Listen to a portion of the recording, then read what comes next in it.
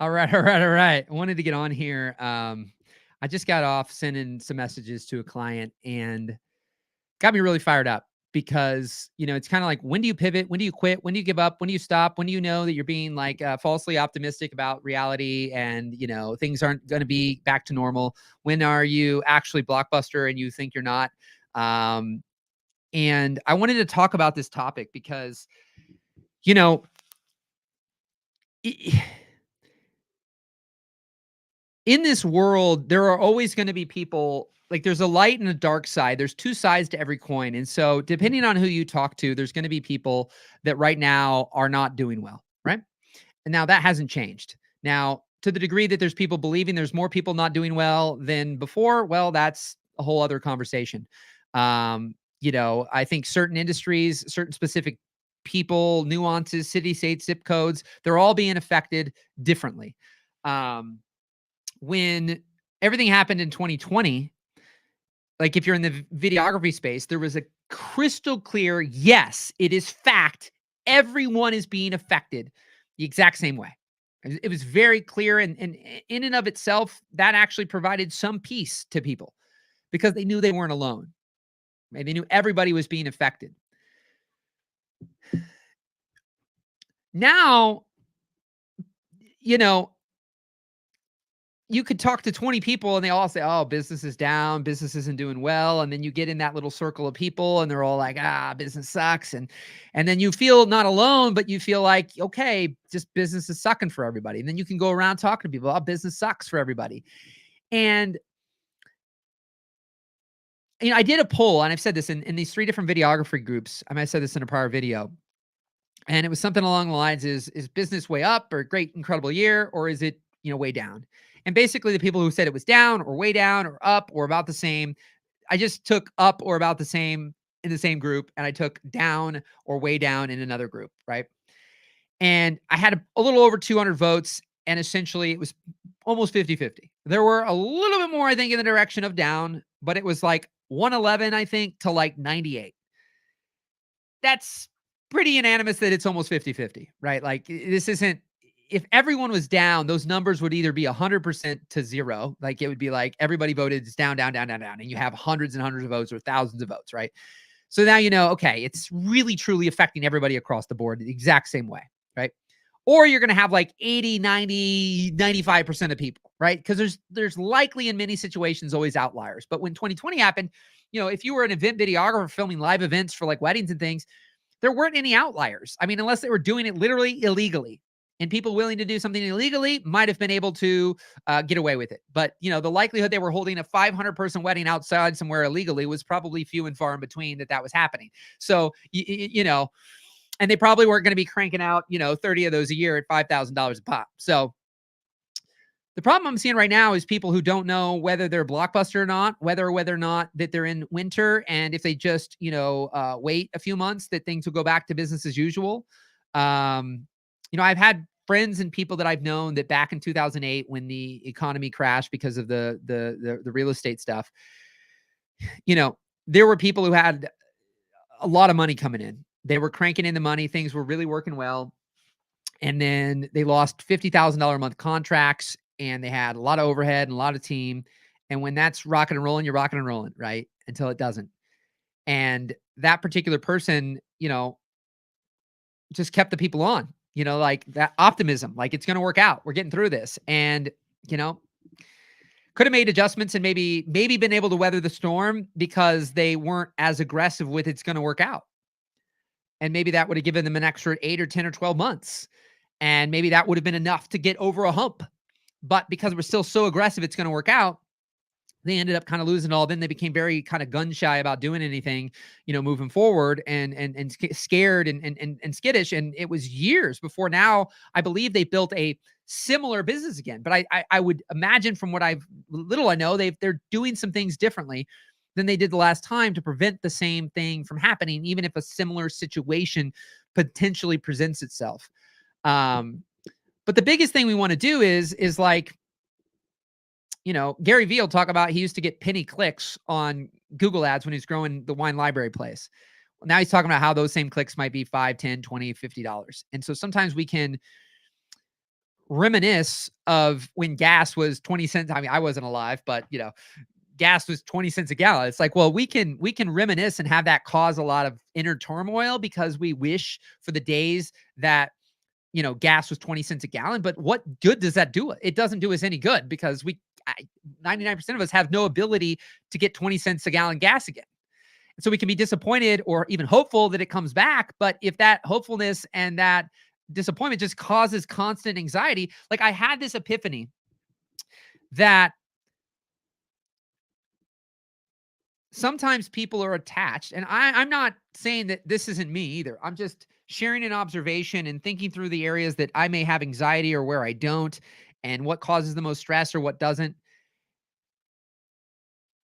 And some people out there right now are extremely stressed about the same things that bring them immense amounts of joy.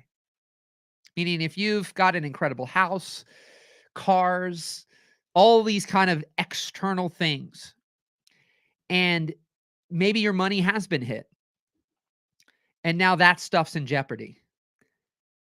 The attachment to those things is simultaneously the joy they give you when everything's working is the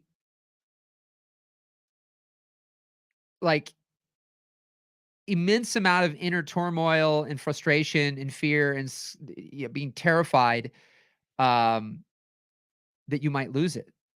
So the thing that brings you great joy is also the thing that can bring you great pain. And I think this is the thing about why some people might not get into relationships and might not do certain things because the fear of the unknown. Will this person break my heart? Will I be rejected? Will the business actually work? Will it fail? Will I lose anything? What will people think? I mean, I hear that all the time. If they're honest with themselves, what will people think? If I do it, I might not even know and they don't think anything. But if I do this and it doesn't work and they reject me, like, and a lot of that at times, what I'm studying is it comes from childhood. Something happened. Your parents rejected you. Parents told you were stupid. You shouldn't do it. You're dumb. From 0 to, 5 years old, it's like, oh, you can be an astronaut and you can be this and you can be that. And then all of a sudden 7, 8 years old, like, stop that crap. Be realistic. I'm not doing that. You can't be that. Here's the things you can do. This is what's realistic. This is where you can make money. And yet the technology that we have right here, right now that I'm on, this was built by people who were unrealistic. This was built by people who were typically looked at like you're loony and you're crazy and you're dumb and that is stupid and that'll never work, right? Trains, planes, automobiles, cars, technology, the internet, all these things were once thought of by somebody that had a wild-haired idea and started telling people. And some people might be like, that'd be really cool, but that sounds like science fiction there, buddy. Like, I don't know how you plan on doing that. And yet these people had to have this unwavering belief in themselves at times, not even the outside world giving them the belief, not the outside world telling them that they can do it. That's really helpful. And I'm like people's number one super fan in encouraging people to be able to continue to move forward, make progress, and figure out, are you Blockbuster or, are you Netflix? And if you're Blockbuster, and it's causing you immense pain, and it's truly your Blockbuster, what are we going to do to help you overcome if your identity was attached to being Blockbuster and Blockbuster isn't working? Like, that causes people to have a lot of suffering. When you have something that it no longer is going to be able to work the way it worked. You're no longer getting penny clicks, and you can't be profitable with $5 clicks if, let's say, you were running ads. Like, what do you do? And I can promise myself, I know for myself and I know for others, attaching to the good old days of penny clicks is not going to help you get through the $5 ones. Right? So whatever is or isn't happening in the world, one thing we can do, if it's not fact, meaning true for everyone, then rather than assuming, if we absolutely know it not to be true for everyone, which is the problem, because all you need to do is talk to a few people and have them tell you it's crappy, and you're like, okay, good, I'm not alone. And then you don't look anywhere else and see that, hey, there's some people crushing it. What are they doing? Am I willing to do it? I have people all the time, because I have a guy doing some work with, and I was like, well, don't you have this guy, and can't he give you some of these particular tips? He's like, well, yeah, I mean, he does give me the exact things to say, but I don't really like the way they're being said. And so what I found is including myself, I'm this guy. I beat my own drum, march to the beat of my own drum. I create my own ways because I'm the kind of guy who's emotionally driven, who isn't just like, yeah, whatever you want me to say, I'll say it. Sounds like I'm lying to people, but sounds like I'm screwing people over, but who gives a crap? I'll just do it that way, you know? And through the years, I have leaned into some of that. And a lot of that didn't work for me because I didn't feel good about it. I didn't like it. And I couldn't mind shift my way into taking something that just felt completely off. But when I've been able to go, okay, what are the nuggets I got from that? What feels right to me and how do I adjust it? But what we have to realize is when we do that, we're changing the ingredients and we're going to get different results. If somebody gives you the ingredients and there's 12 of them to bake a cake and they tell you, here's the 12 ingredients, here's the order at which you do them. So there's a sequencing. And then you put it in for 20 minutes at 400 degrees, right? If you decide, well, you know what, I don't have enough time, 20 minutes at 400 degrees, how about I put it up to 800 degrees and do it for like 5 minutes, right? That's got to work out, right? And you know what? I actually don't have all these ingredients, but I have 6 of the 12. So, I'm sure that'll get it close, right? Or I don't like those ingredients. But somehow you want the thing to taste the same as the person that made it with the certain sequencing, the certain amount of ingredients, and the certain time, the certain temperature. And then you start nitpicking that you don't like this and don't want to do that, and you don't have that, and you don't have this, but you want it to taste the same and you want the same outcome. And I think what I'm realizing is, yeah, if we're going to act like an assembly line, and you're making something that's literally repeatable, like, China, if you will, then we can get very repeatable results. But I think the problem is there's been a lot of stuff in the online world and podcasts and courses and trainings and all these things that are taking things that don't have, there's principles that we can apply. There's certain things that we can do, but we're humans and we are infallible. So we're not going to follow the exact formula, the exact framework, the exact step-by-step. We're different. When it worked for the one person and we're doing it 5 years later, it's going to likely work different. The person who got penny clicks and now it's $5, like, I'm going to have to do it a little differently than when Johnny Jackson over here did it for a penny. And Chanel, hello. Welcome. Thank you. A YouTube commenter. Awesome. Rock and roll. I want to comment while it's live so that people know that these are live. And I love to see you say hello and leave a comment. If you got questions, definitely fire away. But so that idea that there's so much out there that's kind of promising to follow my framework or follow my system or follow my blueprint or follow my formula, and you too will produce the results that I do. It's not that we can't. First of all, most people won't follow the system to a T, right? Just won't do that. And then you want the same result. Okay, well, you're already going to get a different result because you completely are doing something different. Number two, the people doing it, usually it's hindsight 2020. So they did all these things and now they're trying to connect the dots and then create this repeatable thing, because if I can kind of guarantee that if you buy my thing, you're going to make money, if you do the thing that I did to get the result that I got, then the reality is I'm going to sell you this system because people want to follow a system. And then even if they do, there's still too many nuances. I mean, city to city and state to state and zip code to zip code. I mean, I've got wedding videographers who I'm friends with, coaching, and the reality is when I started getting more money in wedding video, I had photographers that were referring me who were getting $6,000 to $10,000 for their photography.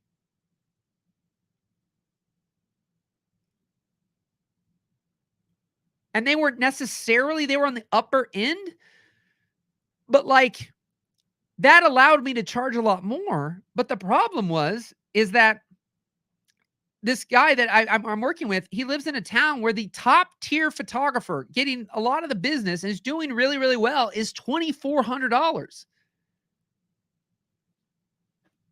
In all my years of business and still today, and like specifically the wedding industry, videographers, there's an exception to the rule.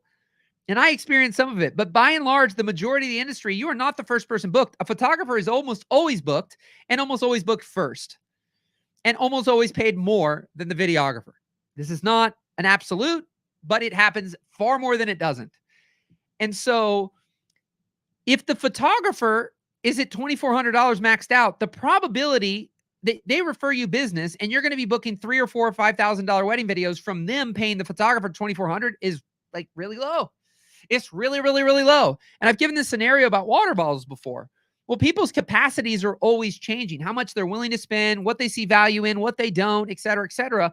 But you can bet your bottom dollar that if the main people you're selling to, if you're expecting water bottles to be like oceans, you're probably gonna be disappointed all the time. And I think that's what I was seeing is like this guy's getting all this advice. Your work is great and your quality, and then all you have to do is say this and do that. And like so a lot of the ingredients are similar, but then you take that ingredient, it's like it's no wonder he's struggling to get jobs above $500 to $1,000 because the people he's talking to don't have the capacity. And so he could get a few, but not regularly when somebody else is like, oh, this, I don't know what you're doing wrong. It's like, well, I mean, he's talking to people all the time that don't have the money.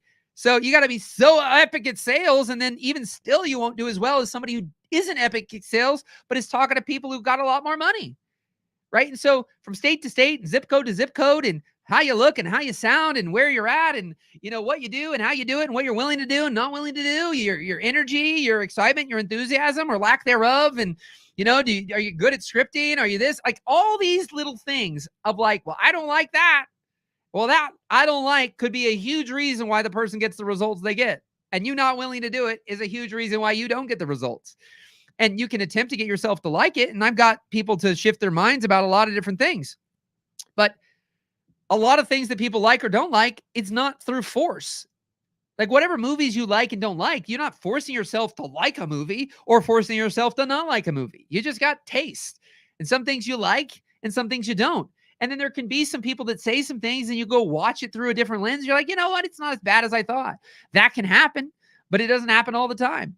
So anyways, just seek out to find if things aren't working for you, what are you doing? And it are 100% of the people trying to do what you're doing, is it not working for them? Because if it is, and you know it's like 2020, well, then you're just going to have to pivot. You can sit here and hold your breath, and that's up to you, depending on how runway you have in money. Or can you look and can you seek and find people, right? And usually in some of these Facebook groups and different things, like I ran a poll, 3 groups, a few hundred people, right? So, and I'm still playing around with it because I'm wanting to find things out myself. But anybody who even saw that poll or could run a poll like that in a group could go, let me contact the 100 and something people that are all saying business is good. Because I need to know too, somebody who had a $400,000 year and made a $300,000 had a crap year. Somebody who made $50,000 and makes $100,000 had an incredible year, and they still made $200,000 or $300,000 less than the other person. Right. And so there's that kind of stuff happening. But sometimes it's like, no, somebody had a $300,000 last year and did $500,000 this year. What are they doing? Is there anything you're willing to adopt? Could you do some of what they're doing? Not everybody's willing to help. Not everybody's willing to share, but you want to seek the people who are, you know, still doing well, still optimistic, still getting things to work. Because if all we do, like attracts like, and sometimes people, when things aren't working, they're going to tend to find more people who things aren't working for. And then just affirm, and you create this negative bias that's like, oh yeah, nothing's working. Yeah, everybody I talk to, man, it's just a down year. And then there's some people who are killing it. Well, what are those people doing? Find them, talk to them. Yeah, if you want to talk about this, jumpstartyourlife.net. As well get both. Mymechanic.net. You can kind of dig around and see what I got going on there.